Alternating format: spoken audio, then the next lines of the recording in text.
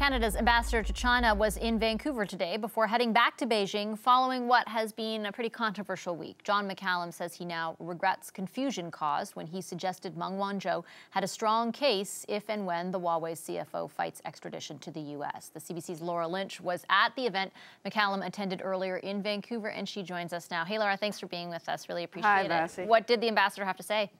Well, not very much, to be honest with you. A few reporters had gathered at this event. It was actually a fundraiser for a charity that helps Chinese girls in China get an education, and he was scheduled to speak at it some days ago. And he showed up, and as he was coming in, I tried to ask him a few questions, and I'll just let you listen to what he had to say.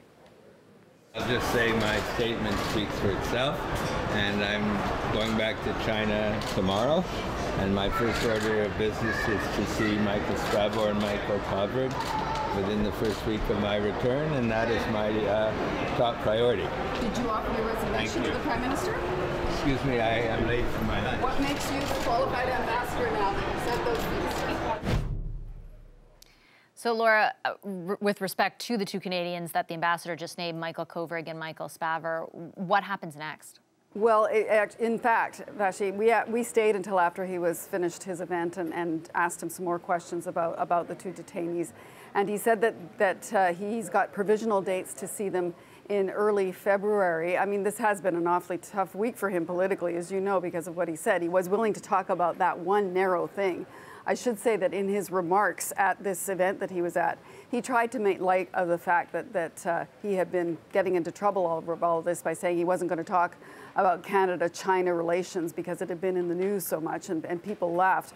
But he was very rigid about not wanting to answer any more questions about what he had said earlier in the week and what the consequences of that might be for Canada or for this case. So he's getting on a plane tomorrow and he's going back to China. He has every intention of carrying on as ambassador. All right, thank you so much, Laura. The CBC's Laura Lynch for us in Vancouver. Canada's ambassador to China made his first public appearance today since his controversial comments about the Meng Wanzhou case. On Tuesday, John McCallum suggested the Huawei CFO had a good chance of avoiding extradition to the U.S. The opposition said McCallum should be fired, accusing him of political interference, something the Prime Minister has staunchly said this country wouldn't do. McCallum then walked back his comments through a statement he released yesterday. Here he is today, speaking in Vancouver earlier this afternoon. I'll just say my statement speaks for itself, and I'm going back to China tomorrow, and my first order of business is to see Michael Spavor and Michael Kovrig within the first week of my return, and that is my top priority. Did you offer your resignation to the Prime Minister? Excuse me, I am late for my lunch. What makes you the qualified ambassador now that you said those things? So, as a diplomat, were McCallum's comments offside, or could they be helpful? Fred Bild is a former Canadian diplomat and ambassador to China. He joins us now from Victoria. Hi, Mr. Bild. Great to see you. Thank you for your time. I'm glad to be here. So, when you first heard Ambassador McCallum's initial comments, the ones where he spoke about the sort of strong case that Meng Wanzhou could have, what did you think? Well, I figured he was doing something calculated, and that was to indicate that Canada is not aligned against Mrs.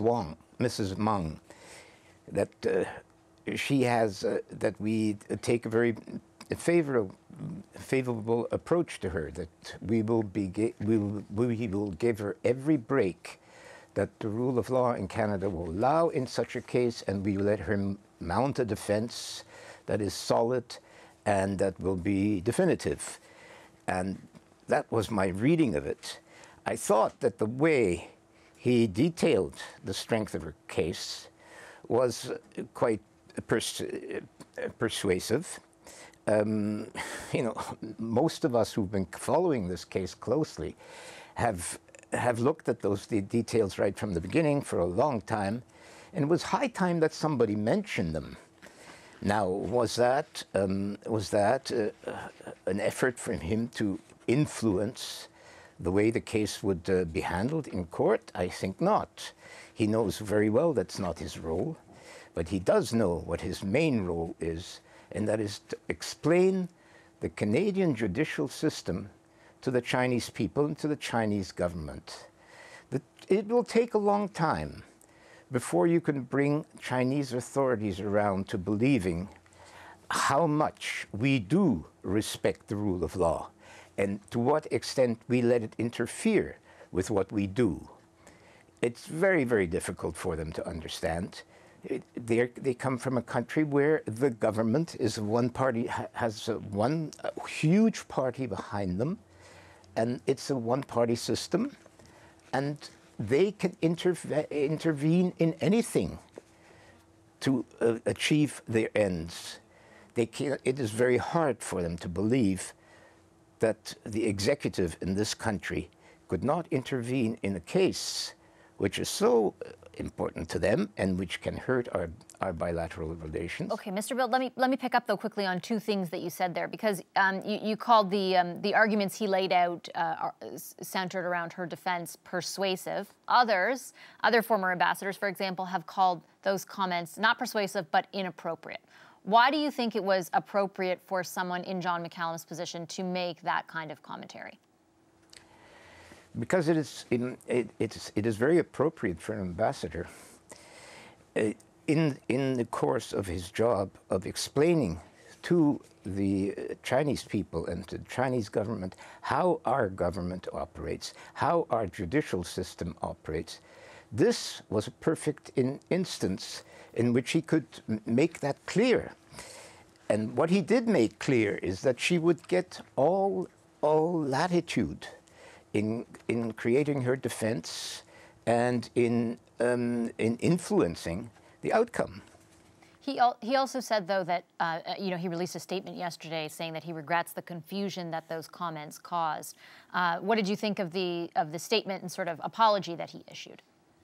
He said that he is sorry that it may have been found confusing and he misspoke. by some of the listeners. But I think the only faux pas that he actually made was when he said that an extradition would be an unwelcome event. That certainly was a slip-up. But, you know, ambassadors do slip up now and then.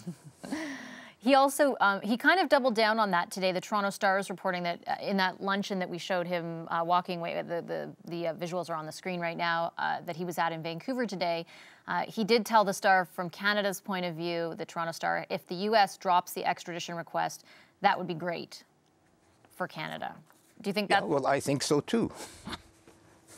Is it his place to say that, though?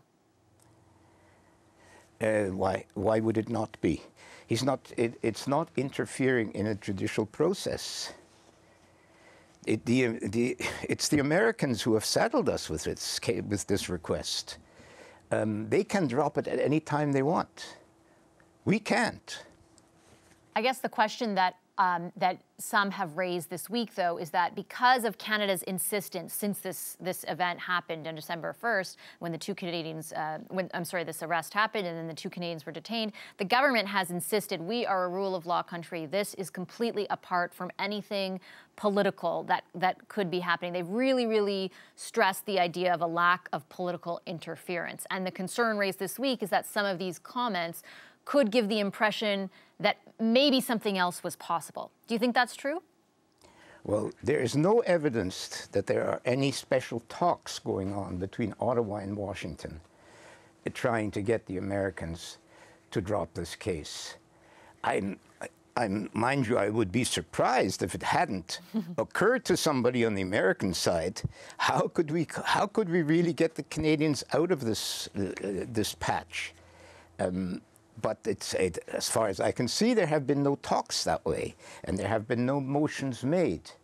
And I think that's how the matter has to continue. We are a country of the rule of law. We will stick by the